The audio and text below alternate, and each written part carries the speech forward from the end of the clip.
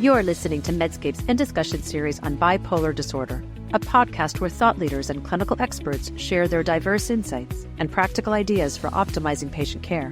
This series is hosted by Dr. Trisha Suppes.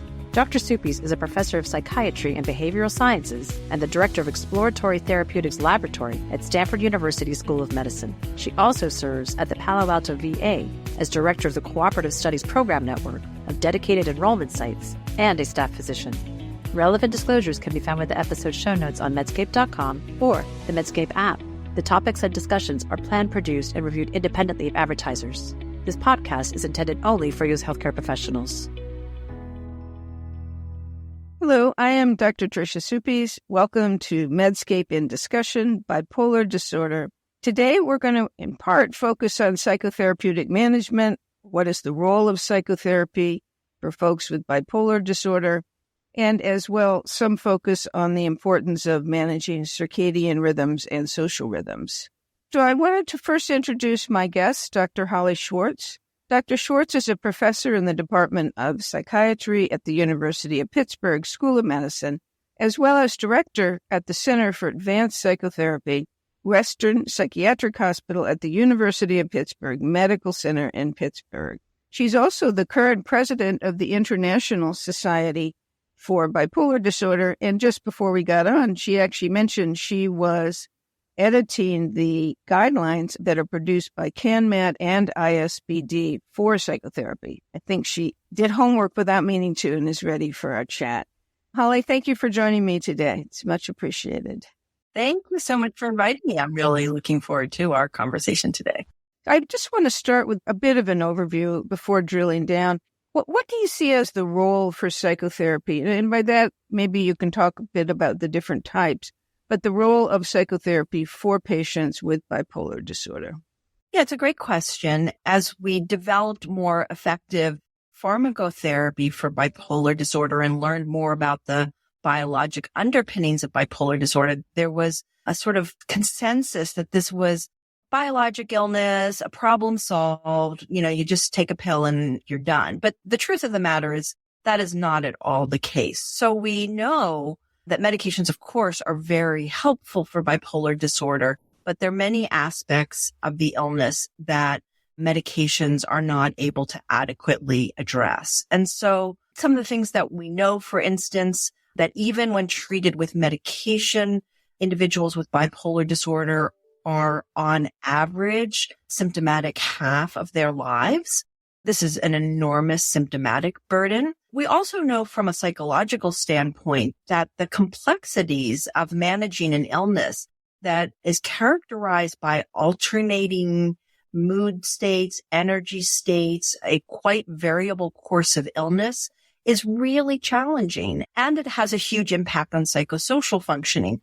These are all areas where psychosocial interventions have been shown to be impactful. And so I think also anecdotally, many people living with bipolar disorder feel that the psychosocial strategies that are available help empower individuals to take better control of their illness. And so the role of psychotherapy is really multifactorial and should be well integrated into any management approach to bipolar disorder. And so when you say psychotherapy, you're talking broadly about psychoeducation, cognitive behavioral therapy, and as well the interpersonal and social rhythm therapies. Is that correct? You're enfolding them under the broad umbrella of psychotherapy? Yeah. So what I'm thinking about when I talk about psychotherapy, I'm thinking about psychosocial interventions that have been systematically tested as a treatment for aspects of bipolar disorder. And the ones that you mentioned are at the top of the list. So psychoeducation, either delivered as an individual or group format, cognitive behavior therapy specifically tailored for bipolar disorder, either as an individual treatment again or as a group. Another one is family-focused therapy, which addresses the family unit, and then interpersonal and social rhythm therapy, which also has been administered both as an individual treatment and in a group format. There's some research on both. You did a study recently for patients with bipolar II disorder where you compared using just IPSRT, which is interpersonal and social rhythm therapy, versus IPSRT plus quetiapine for treating depression. And I thought it was very intriguing and suggested there's room in the future for more studies raising questions, particularly for bipolar 2, as to whether psychotherapies might be enough. Yeah. So you and I both share an interest in bipolar 2 disorder. And as we know, this is an understudied bipolar phenotype. And so we know less about how to manage bipolar 2 disorder than bipolar 1 disorder. And you're right. We were interested in whether psychotherapy alone might suffice for some individuals with bipolar 2 disorder, because by definition, there is no or very, very little risk of mania. So the only instance where someone would develop mania is if they were to convert from bipolar 2 disorder to bipolar 1 disorder, and only about 5% of individuals with bipolar 2 disorder convert over their lifetime. So it's a low risk.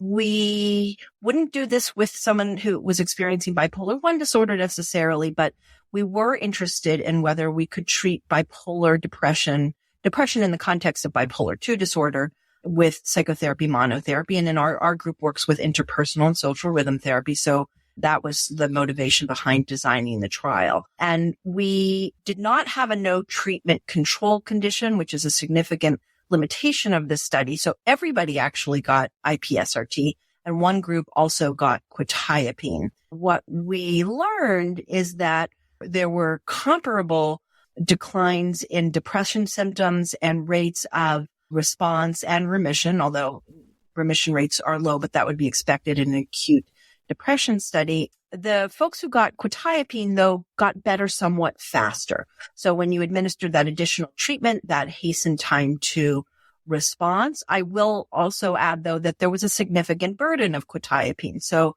those who got quetiapine, not surprisingly, had more weight gain and more somnolence than those who got psychotherapy alone. So I think the takeaway from that is that for some individuals, IPSRT may suffice for bipolar 2 depression. And this may be especially appealing for individuals who can't tolerate pharmacotherapy, who are reluctant to use pharmacotherapy during periods of their life, for instance, during childbearing years, which is something that can be done, but there's always risks with any intervention during the perinatal period and preference. So this was the takeaway from that study. Yeah, I don't think you're recommending folks with bipolar 2 just do therapy. I mean, this was an intensive clinical trial environment where you expect people to get better, and you are applying IPSRT in a very high fidelity. In other words, the best quality someone could get. So I don't think you're making that recommendation at all. But it just raised the question to me if some folks with bipolar 2 would particularly benefit. To be honest, as you mentioned earlier, bipolar disorder generally is a disruption of energy and circadian rhythms at a minimum. Would you like to just say, just to be sure everyone is familiar with the terms, what is meant by circadian rhythms, body clocks, and social rhythms? Yeah. So let's start with circadian rhythms. Circadian rhythms are biologic activities and processes that repeat over an approximately 24-hour cycle. I use the word approximately intentionally. That's the word circadian comes from the word approximately, circa plus day in Latin. So these are biologic processes that almost map onto the 24-hour daytime cycle. Perhaps the most obvious to most people would be the sleep-wake cycle. So you're sleepy at certain times of the day, you sleep at certain times of the day, you're alert at other times of the day, and you're awake during the daylight. But there are a whole other host of biologic processes running in the background on a 24-hour cycle as well. And these processes are by and large controlled by a central processor, the suprachiasmatic nucleus. That's a part of the brain that has connections throughout the body and helps to keep circadian biologic processes on track. Circadian rhythms are modified by external geophysical factors. So what helps to keep circadian rhythms on a 24-hour cycle are inputs from the world around us. And most notably, the light and dark cycle give physiologic inputs to the suprachiasmatic nucleus to keep our body clocks running smoothly. But as you know, of course, these are evolutionarily conserved functions. And When our evolutionary ancestors were hunters and gatherers, we tended to get up when the sun rose and go to sleep when the sun set. But in the postmodern era, of course, we are not tied to the rising of the sun and the setting of the sun. Our body clocks, in addition to the light cycle, are tied to what's happening in our environment. So social cues are important moderators of our biologic clocks in the postmodern era. Getting up in the morning to take your kids to school or to go to work, or having meals with other people, exercise routines, interpersonal interactions. And so social rhythm therapy, the part of IPSRT that focuses on circadian rhythms, leverages the fact that social cues are important timekeepers for the circadian system. And we know that if you have bipolar disorder, you have a more vulnerable circadian system. You're much more likely to become dysregulated from a circadian standpoint. So that's what this intervention does, is it helps individuals to regulate their daily routines in order to stabilize underlying disturbances in their circadian rhythms. Yeah, there's very nice older papers that talk about patients with bipolar 1 disorder can actually trigger a manic episode through sleep deprivation. And in Europe, sleep deprivation is sometimes used to treat depression. That's an external approach to it. Social rhythm therapy is very interesting. I didn't really quite realize how it was related to interpersonal. So that's something that's completely disrupted for many people with bipolar disorder. Have you examples of someone whose life has changed because they implemented this kind of social rhythm patterning? We have data, of course, to show that folks in aggregate do better when they develop more regular social rhythms. So we can actually measure rhythmicity, and we have shown that increased regularity of routines actually mediates improvement in bipolar disorder, increases the time to recurrence. So it delays the time to recurrence of new episode. From a personal standpoint, anecdotally, people will tell me that this is a very empowering strategy. It's not easy, right? Because behavior change is hard. We know that from smoking cessation or weight loss. This is the same idea. You have to make changes in your behavior. But people find that it's really empowering to know that if they can regularize their routines, they can improve their mood. And so building some of these regular daily routines into their lives is hard at first, but once they get the hang of it, it's very empowering and allows them to feel like they've got some control over their bipolar disorder. Yeah, that's quite different from taking a med and feeling disempowered. Obviously, I view bipolar disorder like epilepsy, and if you don't take your medications for epilepsy, you will have a seizure. And I think the medicines are definitely a foundation, but too often we overlook all of the ways in which psychotherapy, including psychoeducation, social rhythm therapy, could be the difference between how someone lives and what they can do. So I appreciate your focus on this area. And I know you've had it for a long time. I also hadn't realized you recently published a social rhythm therapy workbook. I would love to read it, and I'm wondering, where can you get that? It was just published, and the interpersonal and social rhythm therapy was originally developed by Ellen Frank at the University of Pittsburgh, and I was lucky enough to be able to work with her and have continued to work in this area for decades now, actually. We often get messages like, where can I find an IPSRT therapist? There are plenty of people trained in IPSRT, but it can be hard to come by. So the idea in writing this book was that it could be something that would be available to anybody who wanted it. So it's a set of guided, scaffolded exercise to guide individuals through the process of developing more regular routines and rhythms. And there's also explanations for why this is important and monitoring tools to help people track their mood and their routines. It's called the Social Rhythm Therapy Workbook for Bipolar Disorders, and it's on Amazon. My hope is that that will extend the reach of this intervention, which we have data to support has been helpful to many people. And I personally believe that many people find benefit from it. I also think someone early in their journey with bipolar disorder, someone who's younger, who may have some concerns about taking medicine or just simply not want to do it, if they can do something like work on social rhythm therapy, that might actually educate them also that the meds are an additional thing that can help them. So I don't see them as exclusive, but just becoming educated about social rhythms might help someone realize that the medication is a needed part of their overall treatment. I'm going to look for the workbook. Thank you for putting that out. So I just wanted to switch topics a little bit. You know, you are president of International Society of Bipolar Disorders, which is great. And you will be leading this year's meeting, which will be in person in Reykjavik, which should be a lot of fun. And I just was interested in if you had comments or thoughts about your vision for the future in bipolar disorder, both for the experts by experience and also in research and clinical care. Yeah, I'm happy to give you my thoughts. You, of course, were a past president of the International Society for Bipolar Disorder, so I imagine you've got some ideas to share as well. But the areas that are top of mind right now for ISBD are, first of all, making sure that we create a supported pipeline for early and mid-career individuals who are working in the area of bipolar disorders. This, of course, is the future, not only of the organization, but of work in bipolar disorders, helping to improve the lives of individuals with the illness. So that is really a top priority.